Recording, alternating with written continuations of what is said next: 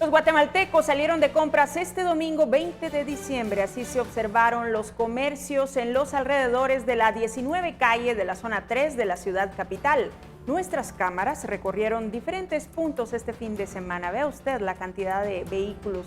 Así son las vísperas de las fiestas navideñas en medio de la pandemia. Ya en breve te doy más detalles.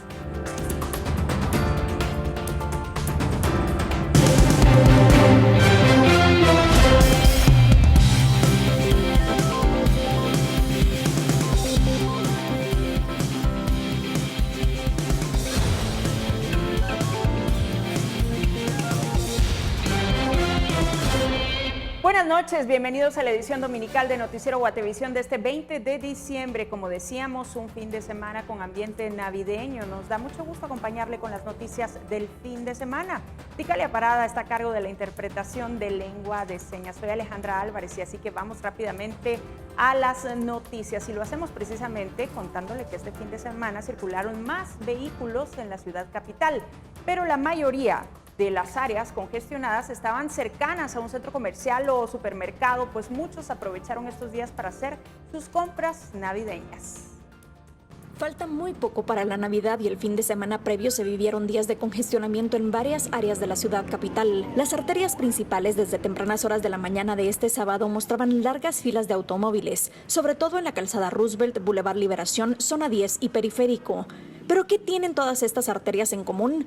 Pues centros comerciales y supermercados a donde los guatemaltecos llegaron para hacer las últimas compras navideñas. En un recorrido realizado pudimos observar cerca de las entradas de los comercios una gran afluencia de automóviles, lo que iba poco a poco haciendo lenta la circulación.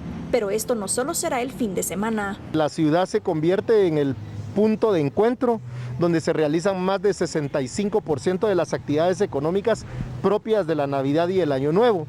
Nosotros consideramos que aún con esta pandemia podríamos tener a partir del día lunes, martes y miércoles aproximadamente 1 millón de vehículos circulando en la ciudad por día y especialmente el miércoles. Según Amílcar Montejo, dentro de la verificación que se mantendrá son aproximadamente 45 centros comerciales, 23 mercados municipales, 15 mercados satelitales y una central de mayoreo, en donde durante estos días predomina la venta de ropa, calzado y comida, por lo que cerca de estos lugares de 10 de la mañana a 11 de la noche se tendrá fuerte movimiento vehicular. Sin embargo, a partir del 26 de diciembre la movilidad podría bajar. Creemos que podría bajar entre un 15 y un 20% la movilidad.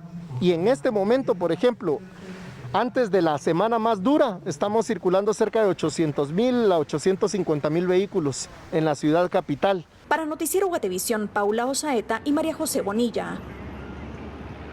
Y este fin de semana los comercios fueron visitados por los escuintlecos de forma masiva. El punto más concurrido fue desde la 8ª hasta la 12 calle, entre 3ª y 4ª avenida de la zona 1 de ese departamento, de esa cabecera, donde se pudo observar tanto adultos, jóvenes, así como a niños acompañados por sus padres. Ahí está usted viendo las imágenes.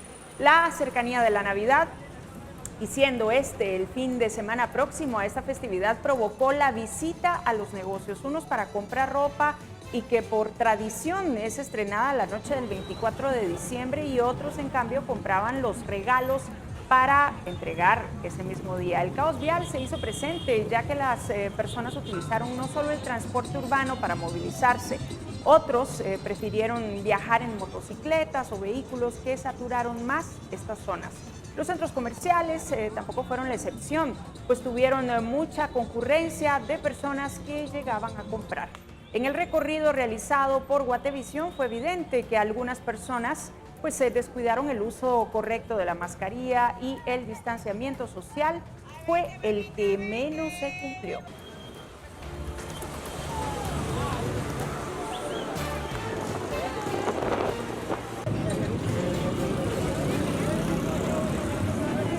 Y en Quetzaltenango este fin de semana el incremento en el congestionamiento vehicular es evidente, principalmente en la zona comercial de la Avenida Las Américas, en la zona 3 de Xela. Largas filas de vehículos se observan en la dirección que conduce hacia los dos centros comerciales más grandes de la ciudad. Ahí lo tienen. En los mercados el incremento de visitantes también es notorio, sobre todo en la terminal Minerva y la Democracia, ambos de la zona 3. Familias salieron a realizar las compras navideñas y otras de paseo dominical.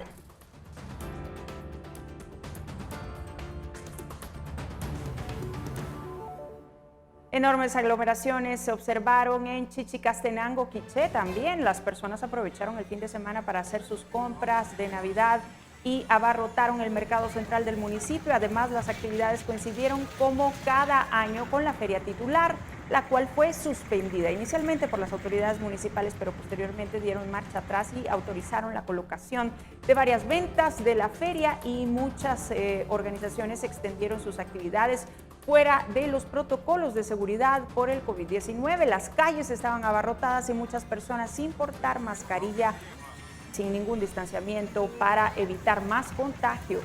Las autoridades de salud anunciaron que el departamento se encuentra en un incremento de casos de COVID-19. Así están las cosas.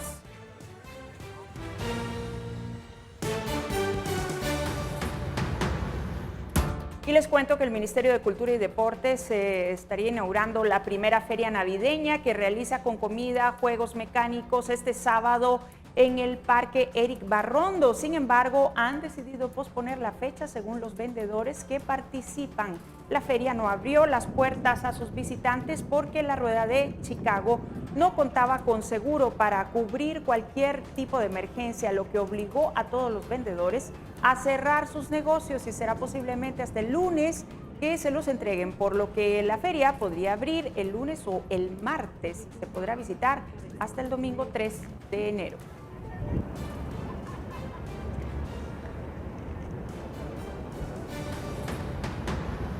Y el alcalde Ricardo Quiñones informó que este año la celebración de Navidad que hace la municipalidad desde hace 10 años será diferente por la pandemia. Los tamales, que como de costumbre se reparten afuera de la municipalidad en la zona 4, ahora serán entregados el 24 de diciembre a los médicos y enfermeras que han estado en la primera línea atendiendo a los enfermos de COVID-19. El alcalde mencionó que esto será como un acto de agradecimiento a quienes están arriesgando su vida por salvar la de otros. Además, otra parte de los tamales será entregada en orfanatos y asilos de la ciudad.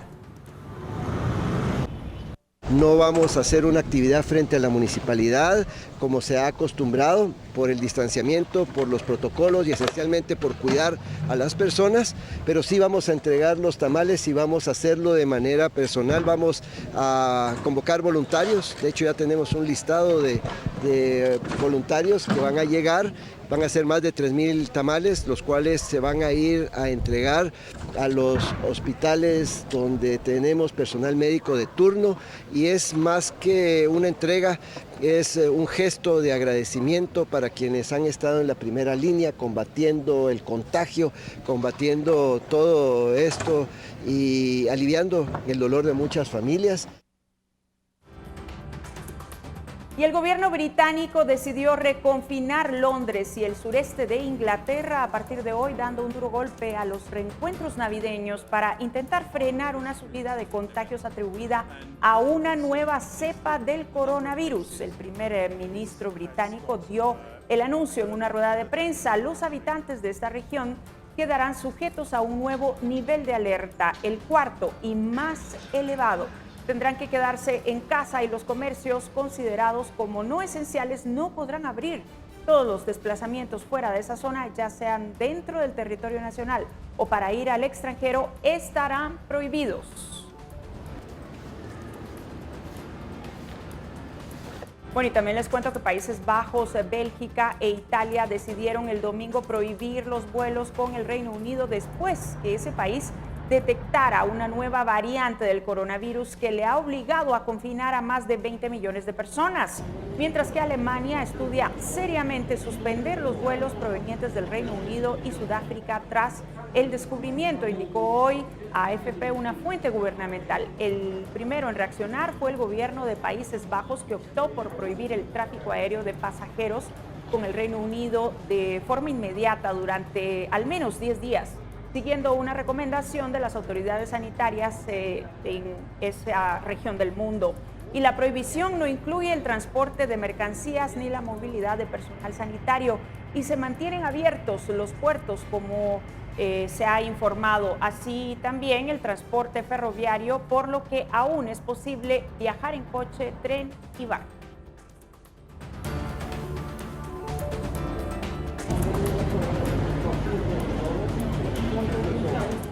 Y en el mismo tema, Italia decretó el cierre de bares, restaurantes y tiendas, además de la prohibición de viajes entre regiones del 21 de diciembre al 6 de enero.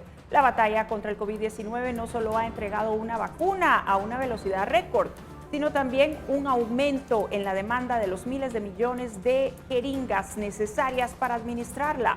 Una fábrica alemana ya está muy ocupada produciendo los pequeños tubos de plástico y confía en que se pueden satisfacer las necesidades globales.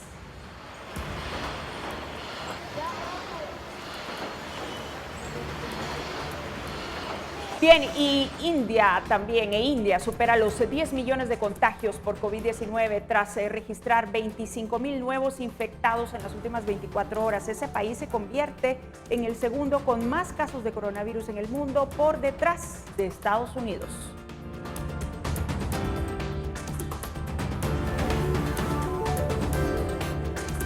Y aunque la vida nocturna de Madrid ha estado cerrada desde el verano y un toque de queda de medianoche ha vaciado las calles desde octubre, este tipo de redadas se han convertido en una característica habitual de la ciudad. Si bien muchas naciones europeas han bajado un poco las medidas de restricción, bajo un segundo bloqueo, España ha optado por depender de las restricciones, con bares y restaurantes en Madrid operando con un límite de capacidad del 50% y reuniones privadas limitadas a 6 personas. Pero en algunos lugares, como en otros países europeos, la fiesta no se ha detenido, con gente bebiendo, bailando y subiendo juntos de cerca y en persona, como si la pandemia nunca se hubiera registrado. Así están las cosas.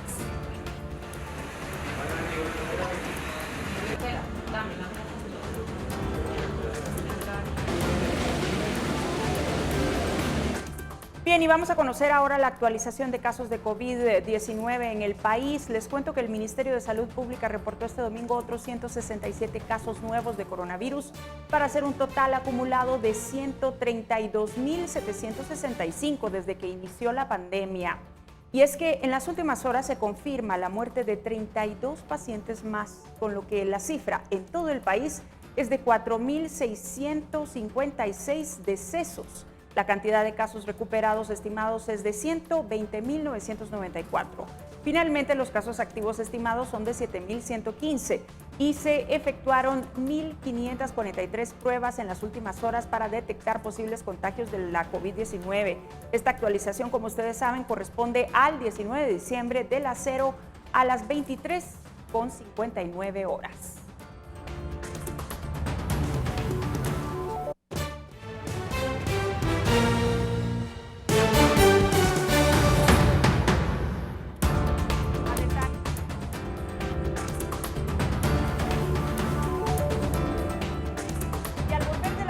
Conozca a detalle cómo avanza el COVID-19 a nivel mundial. Ya se registran millones de casos y más de 1,5 millones de decesos.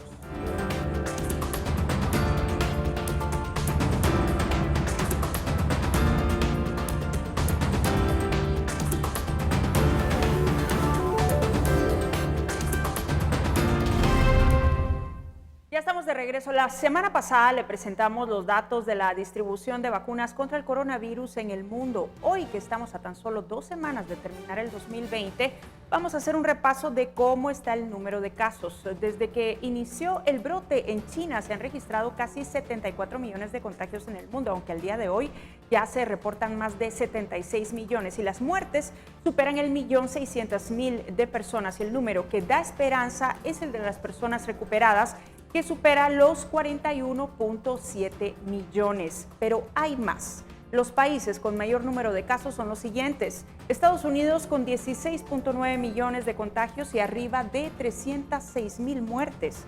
India con 9.9 millones de contagios y más de 144,000 muertes.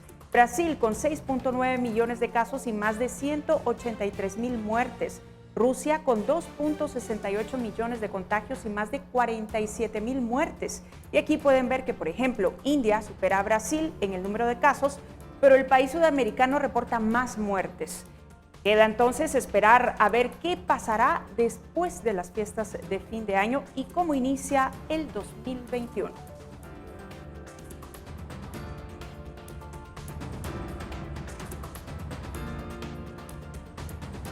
Los casos de coronavirus en el país continúan en aumento y según la presidenta de la Asociación Centroamericana y del Caribe, Nancy Sandoval, que ha estado en primera línea de atención a casos de COVID-19 durante los casi 10 meses de pandemia, si el gobierno no acciona ya morirán más personas, pues los médicos están cansados y además falta personal. Que las autoridades tienen que sentarse seriamente y ya no solo solicitarle encarecidamente a la población, eso no basta. No es suficiente ni rezar ni pedirle a la población. Eso es importante y hay que hacerlo. No hay que parar de hacerlo, pero hay que accionar. Hay que tomar medidas con la información que tiene, porque no es posible que se muera más gente de lo que se tiene que morir. No es posible. De esta manera, la presidenta de la Asociación Centroamericana y del Caribe de Infectología y jefa del Servicio de Medicina Interna del Hospital Roosevelt, Nancy Virginia Sandoval, señala que el gobierno debe analizar medidas más drásticas en el país para frenar los casos de coronavirus, pero sobre todo evitar el colapso de la red hospitalaria, que de por sí ha estado en el abandono. Yo le digo que no estamos preparados y yo creo que ningún país está preparado para toda esa ola que viene. Por eso Guatemala lo que le queda en realidad es confinar y pedirle a la gente que se quede en casa. Porque yo pienso que Guatemala, si volvemos a pasar lo de junio, julio, va a tener muchas muertes que pueden ser evitadas si se toman medidas más drásticas o medidas que permitan realmente parar la transmisión del virus mientras no tenemos nada. No estamos preparados, ni psicológicamente, ni de personal, de recurso humano, ni tampoco tenemos las camas de ventilador suficientes. Reitera que darle a los alcaldes la responsabilidad del manejo del semáforo epidemiológico sin estar capacitados o asesorados de qué hacer o cómo llegar en algún momento al verde que se quiere y sin las suficientes pruebas no lo hace un sistema funcional. Las directrices y el acompañamiento del Ministerio de Salud debe ser mandatorio, ¿verdad? Para que puedan asesorar, orientar y darle lineamientos a cada autoridad, pero además verificar que esto suceda, porque al final no se hacen las pruebas suficientes y en la capital nos quejamos que no se hacen, en el interior tampoco se hacen. Por más de 3 meses, Guatemala ha estado en una fase sostenida de casos comunitarios, donde cada día de las pruebas realizadas entre un 10 y 15% da positivo. Por ello se presume que la segunda ola pueda ser peor que la primera y más grave, ya que ahora el personal sanitario, aunque tenga más experiencia, está agotado. Además, que como a muchos se les deben sus salarios, nadie quiere aceptar plazas y aunque se hablen de más camas, ahora no hay más especialistas. Tenemos un cansancio físico y moral, ¿sí? Sabemos que el sistema de salud es insuficiente para responder a lo que pasó en junio, julio y en los meses previos. Sabemos que no va a ser posible que respondamos mejor a esta ola. Por eso es que estamos tan atemorizados. No nos digan que es porque hay equipo, que no nos digan que ya tenemos camas, porque las camas no son de hotel. Esto no es un hotel. El paciente requiere oxígeno y requiere ventiladores, pero esas camas no se manejan solas. Necesitan terapistas, necesitan médicos, enfermeras, todos los personales que yo dije antes, eso necesitan. Y eso no se ha incrementado. Y tampoco creo que vaya a incrementarse, porque las condiciones del sistema de salud todavía no son dignas para poder trabajar. Con imágenes de María José Bonilla, reportó para Noticiero Guatevisión, Andrea Domínguez.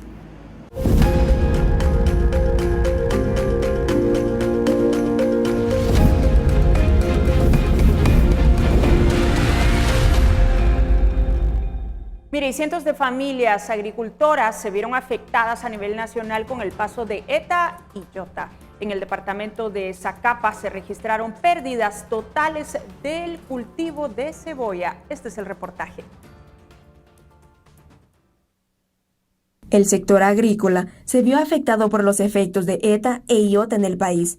Según datos preliminares del Ministerio de Agricultura, Ganadería y Alimentación, 120 municipios perdieron las siembras de más de 35 tipos de cultivos, entre ellos la cebolla, que por el desborde de Río Grande Zacapa se dieron pérdidas en infraestructura productiva, sistema de riego y casas mayas, perjudicando los lugares de Manzanotas, Jampú, Lámpara, Chispán y Los Palmares. Aquí ves esta situación de la cebolla, esto se inundó todo.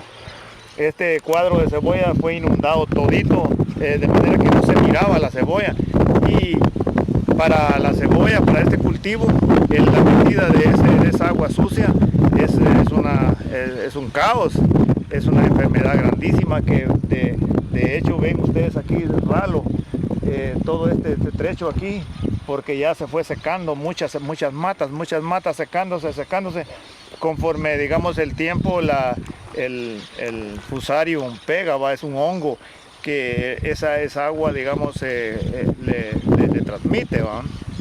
Entonces nosotros pues y aquí tenemos una gran pérdida. A pesar de que el cultivo de cebolla es adaptable a los diferentes climas que tiene Guatemala, 53 hectáreas fueron dañadas en el departamento de Zacapa. Sin embargo, los suelos necesitan restauración y conservación. Pobladores están a la espera de proyectos que les permitan continuar con sus labores. A través del Viceministerio de Desarrollo Económico está haciendo el análisis, incluso en esta semana estamos haciendo aperturas de ofertas electrónicas a través del portal de Guatecompras, en lo cual se está adquiriendo todos los accesorios para restablecimiento. La reactivación económica requiere el restablecimiento de los sistemas de riego, lo cual implica tuberías, arrendamientos de maquinaria, todo lo que sea necesario para poder apoyar a las personas primero en la reactivación económica y después asesorarles también para la reactivación de sus cultivos. Para Zacapa, la cebolla representa el 2% de la producción en Guatemala. 98 familias resultaron afectadas en el departamento. A pesar del miedo de seguir cultivando, esperan continuar contribuyendo con sus cosechas para el país. Para Noticiero Guatevisión, Carlos Hernández y María René Barrientos. Y este lunes en la edición impresa de Prensa Libre no se pierda el especial con el resumen de las noticias más importantes del 2020, una recopilación de los diferentes acontecimientos que marcan la historia del país, momentos que invitan a la reflexión, pero también acontecimientos y personajes que inspiran. No se lo pierda, mañana en Prensa Libre, edición impresa. En pantalla le mostramos un adelanto de lo que trae.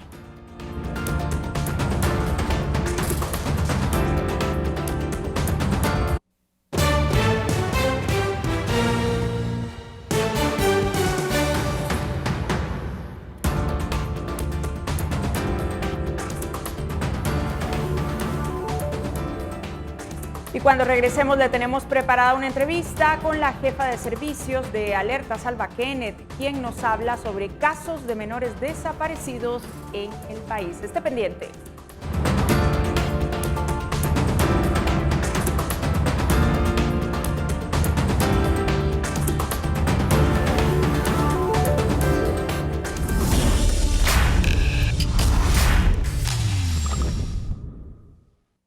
Bien, continuamos con más. Hay cientos de menores de edad que permanecen desaparecidos en el país. ¿Cuáles son las características de los casos? Hablamos con la jefa del Servicio de Alertas, Alba Kenneth, y esto es lo que nos contó. ¿En dónde están? Esa es la pregunta. Cada año se reporta un incremento de entre el 3 y 4% en el número de alertas Alba Kenneth por niños y adolescentes desaparecidos. Suilma Cano es jefa de la unidad operativa de este sistema de alertas y explica que en el 2020 las medidas de restricción por la pandemia dejaron variantes. De marzo a agosto, más o menos el promedio de alertas era entre 6 y 9 alertas diarias. Comúnmente son 18 alertas o 20 alertas diarias las que se activan a nivel nacional. Entonces este año pues ha sido un año bastante diferente en comparación con los registros anteriores, porque este año estadísticamente pues las estadísticas van en la mitad en comparación con los años que le han antecedido. hay diferentes tipos de casos. Vemos que comúnmente tenemos una recurrencia de casos que nosotros denominamos decisiones propias o influenciadas, porque aquí hay situaciones relacionadas a evasiones de casas de protección, hay situaciones de rebeldía por parte de los adolescentes, abuso de sustancias. También vemos que hay un registro en niños menores de 12 años relacionadas a alertas que se activan por conflictos familiares, en donde uno de los progenitores probablemente esté siendo víctima de violencia intrafamiliar, pueda encontrarse en peligro y el otro progenitor viene y activa la alerta por los niños, y cuando la progenitora es la que está huyendo con los niños, en muchos casos también se activa la alerta Isabel Claudina por la otra coordinadora. También hemos visto casos donde uno de los dos padres es el que tiene la guardia y custodia y el otro es el que activa la alerta, o bien hemos visto casos relacionados a conflictos familiares donde los dos padres son menores de edad, ¿verdad? Donde el padre y el niño son menores de edad. Estamos hablando ya de situaciones donde pues hay adolescentes ya siendo padres, ¿verdad? También hay registros por secuestro y trata de personas. Sí se ven este tipo de casos en las alertas, trabajan con las fiscalías respectivas y no es un grupo de alertas que esté en los datos de mayor registro, pero sí se dan. También hemos visto una recurrencia en adolescentes que están integrando pandillas, ya sea de forma voluntaria o de forma coaccionada, pero también se tratan este tipo de casos de maltrato, casos de niños migrantes. Nosotros manejamos un número de contacto que es un número bien sencillo, es el 1546, es un número que está monitoreándose 24 horas todo el año. El sistema de alertas fue creado en el 2010 y desde ese entonces hay casos que siguen activos. Aún tenemos un grupo de alertas que están activas de ese año, ya es un grupo muy pequeño de alertas, pero las alertas continúan activas, puesto que el objeto del sistema es lograr la localización de estos niños y adolescentes que en su momento fueron reportados desaparecidos. Por supuesto que tal vez a estas alturas ya han cumplido la mayoría de edad, sin embargo nuestras alertas están activas, puesto que se siguen coordinando acciones de búsqueda con las instituciones que llevan a cabo la investigación, principalmente con Ministerio Público y con Policía Nacional Civil. Una de las experiencias que deja el análisis de casos es la importancia de la comunicación entre padres e hijos. Saber, por ejemplo, quiénes son los amigos de los menores, qué actividades realizan y qué uso le dan a las redes sociales. Es muy importante que los papás cuenten con estos datos, que mantengan una supervisión principalmente de las redes sociales, porque se han activado alertas. Recientemente, el fin de semana, tuvimos una alerta que se activó porque la adolescente mantenía comunicación frecuente aparentemente con un contacto que tenía en sus redes sociales. Estos datos pueden ser frecuentes y el problema es el riesgo al que un niño o un adolescente está expuesto si esta persona pues tiene intenciones de poder causar algún daño en la integridad de estos niños o adolescentes. En diciembre, los casos reportados durante el año superaron los 3.800, de los cuales más de 700 están activos.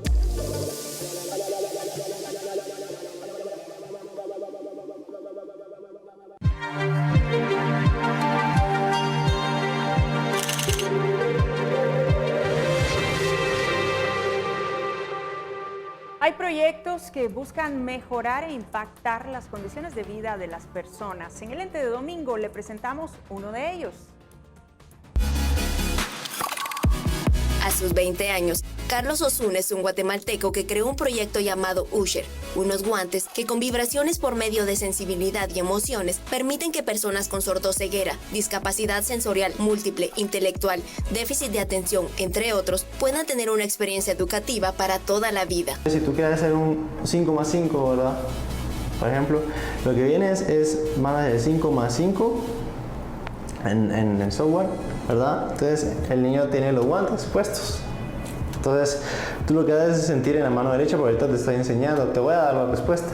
Entonces sería 5 veces aquí, ¿verdad? Pues estamos hablando de unidades, decenas, centenas, millares, signos, y se divide en eso. Entonces así sería 5 veces aquí, más como una vibración diferente para interpretar ese más.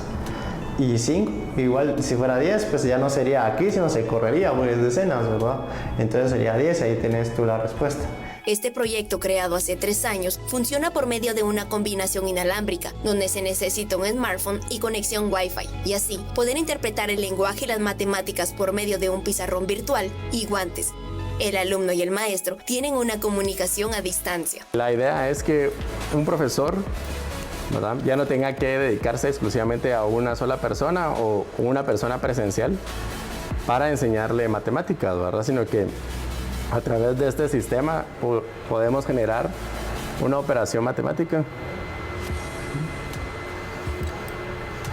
¿verdad?, de un número, por ejemplo, un 10 y un 2, ¿verdad?, con una signo de operación 10, más un 2, ¿verdad? Y le vamos a decir que lo que necesitamos ahí es preguntar. Y podemos enviarle esto a todas las personas, ¿sí?, ya sea a todos los que están conectados o a solo un guante en específico. Usher se convierte en el primer método de enseñanza interactiva en cualquier parte del mundo, que ha tenido pedidos en países como Estados Unidos, Costa Rica y busca otros mercados. Y me siento satisfecho en cierto punto, pero me siento con mucha obsesión de conseguir algo más grande y seguir escalando, porque yo no quiero que el proyecto se quede aquí en Guatemala nada más, sino que sea, como yo le digo a muchas personas, que sea Edín, ¿verdad?, que sea de Guatemala para el mundo, porque muchas de las cosas que pasan aquí es que se van y dejan esto. Entonces lo que quiero es que sea aquí para otros países, para que se den cuenta de qué es lo que hacemos aquí también en Guatemala y qué potencial tenemos cada uno de nosotros, no solamente en el área de la ciencia, sino en otros lados, sino que estemos ya en el mapa, ¿verdad? Este modelo busca impactar en la educación inclusiva y ayudar a que las futuras generaciones tengan un mejor futuro, demostrando que Guatemala tiene talento. Para el noticiero Guatevisión, Juan Diego González y María René Barrientos.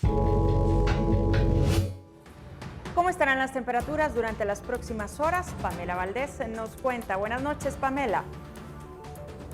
Muy buenas noches, Alejandra. Esperamos que hayan tenido un excelente domingo y compartimos a continuación las condiciones del clima de mañana para que ustedes empiecen la semana como se debe. Y como observan en pantalla, tendremos principalmente condiciones de algunas lloviznas o lluvias de moderadas a severas para los departamentos de Alta Baja Verapaz. En el departamento de Izabal también tendremos principalmente nublado en el occidente, con probabilidad de alguna actividad eléctrica. Condiciones de cielos parcialmente nublados en la meseta central, esperamos principalmente soleado para el oriente.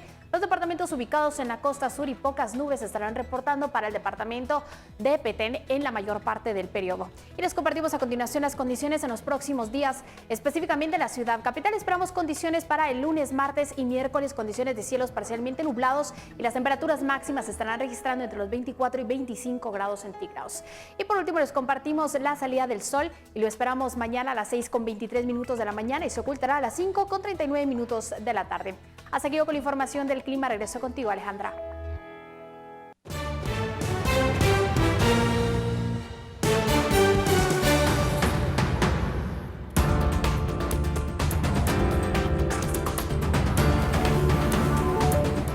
Al volver, un incendio de grandes proporciones se registra en Villanueva. Tenemos los detalles.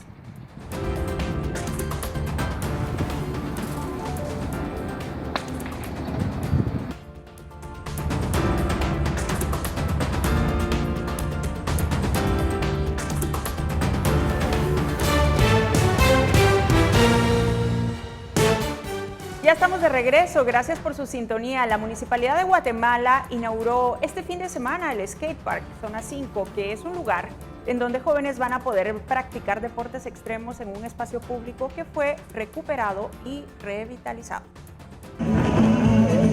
El parque, ubicado en la 18 calle de la colonia San José La Chácara, en la zona 5, fue inaugurado este sábado por el alcalde de la ciudad, Ricardo Quiñones.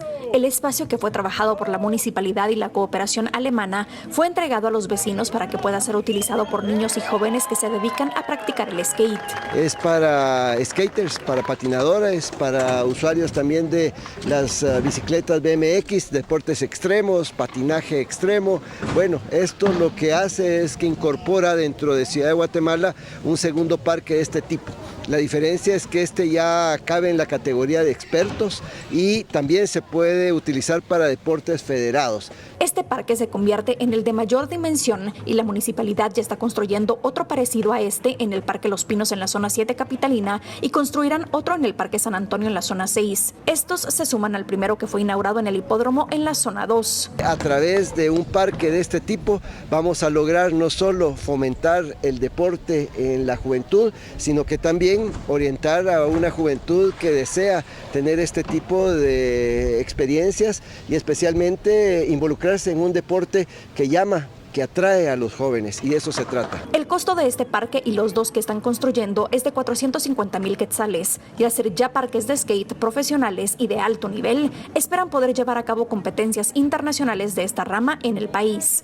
Para Noticiero Guatevisión, Paula Osaeta y María José Bonilla. Bueno, hay más información. El director de comunicación de la Policía Municipal de Tránsito, Amílcar Montejo, informó que la municipalidad estará llevando a cabo operativos de alcoholemia durante lo que queda del año hasta los primeros días del 2021. Estos operativos estarán registrándose las 24 horas del día en diferentes áreas de la ciudad con la finalidad de evitar que haya personas ebrias conduciendo para así también prevenir cualquier tipo de accidente. De cada 10 ebrios que nosotros detectamos, entre 8 y 9 no llevan la mascarilla, y en el momento de hacerle las consultas vienen de reuniones sociales o de convivios donde tampoco estaban usando la mascarilla. Entonces eso podría tener resultados negativos también dentro de los próximos días por el alto riesgo que se da en ese tema. Nosotros le hacemos el llamado a los conductores, a los usuarios, para que tomen en cuenta que el día 25 de diciembre del 2020 y el 1 de enero del 2021 van a ser 2 días con mucha peligrosidad. Consternación y repudio hay en el país, esto por el crimen cometido contra Irma Elizabeth Méndez Hernández, una niña de 13 años. Este hecho es repudiado por diversos sectores y usuarios de las redes sociales, así como también el procurador de los derechos humanos, Jordán Rodas, quien condenó su muerte y exigió que el Estado garantice la protección contra las niñas. La menor fue reportada como desaparecida y tenía activa una alerta Alba Kenneth para que fuera localizada.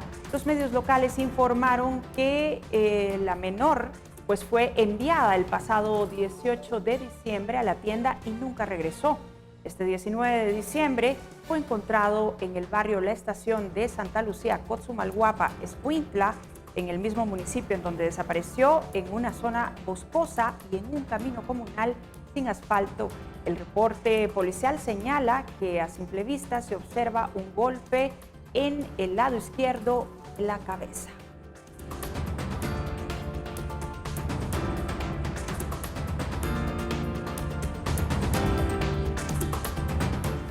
En otra información les cuento que por más de 24 horas un incendio en el vertedero que se ubica en el kilómetro 22 de la Ruta al Pacífico ha estado activo. Los bomberos informaron que varias unidades de cuerpos de socorro, así como la Conred, trabajan en el lugar para apagar las llamas. Este incendio ha estado activo desde la mañana del sábado. La municipalidad de Villanueva reportó que trabajan en el lugar con una retroexcavadora y camión con selecto para evitar que el incendio siga expandiéndose, ya que a esta hora, según los bomberos, las llamas se van propagando hacia otros lugares.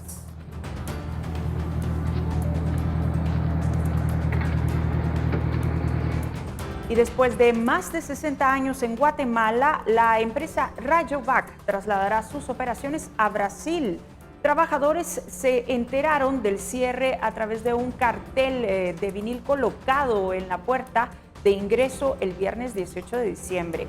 Rayovac abrió operaciones en Guatemala en la década de los 60, pero en el 2018 el grupo un grupo internacional acordó comprar el negocio de baterías e iluminación, por lo que ahora se tomó esta medida. La compra fue por $2,000 millones y con esa transacción absorbía las marcas Barta y Rayovac. Es así como después de más de 6 décadas en el país, el grupo pues deja de operar en Guatemala y se traslada a Brasil para tercerizar servicios en Centroamérica. En horas de la tarde del viernes, los delegados del Sindicato de Trabajadores de esta empresa sostuvieron una reunión con la gerencia dentro de la planta sin la presencia de los trabajadores y al finalizar, la empresa entregó los cheques de indemnización y prestaciones laborales a 68 trabajadores que fueron despedidos.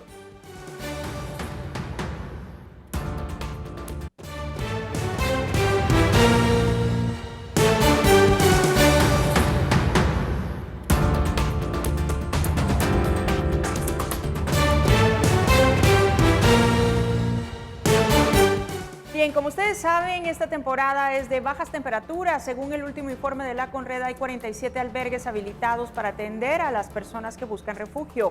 Al momento se reportan 47 personas albergadas, de las cuales 41 son en la ciudad de Guatemala, otras 5 en Quiché y 1 en el departamento de Totonicapán. La mayoría de los albergados en el departamento de Guatemala corresponde al municipio de Misco. A la fecha, 1.062 personas han sido albergadas según la información oficial.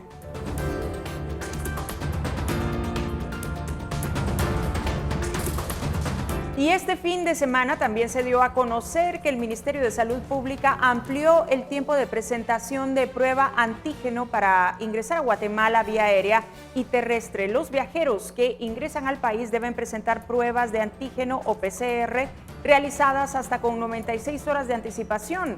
Importante tomar en cuenta que las 96 horas se cuentan desde la fecha y hora de haber realizado la prueba hasta la fecha y hora del momento de chequeo en la aerolínea. Tómelo en cuenta si tiene pensado viajar en los siguientes días. Y mire usted, para los aficionados del cielo, los planetas y las estrellas, este 21 de diciembre será más visible la conjunción entre Júpiter y Saturno, pero les cuento que varios guatemaltecos ya han comenzado a observar y compartir imágenes en redes sociales. Aquí le muestro algunas fotografías, vea qué bonito. Y bueno, pues el dato curioso que comparten los expertos es que desde hace 800 años que no se observa una conjunción de planetas como esta.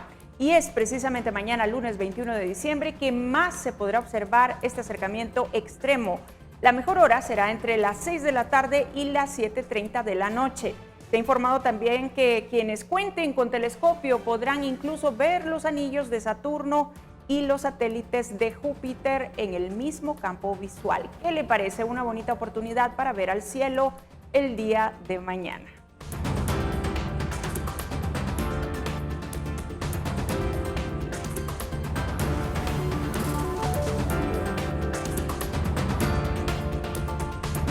Y es así como llegamos al final de la edición dominical de Noticiero Guatevisión. Muchas gracias por su sintonía. Nos despedimos recordando del especial del año en la edición impresa de Prensa Libre con las noticias más importantes del 2020. No se lo pierda. Buenas noches, que descanse.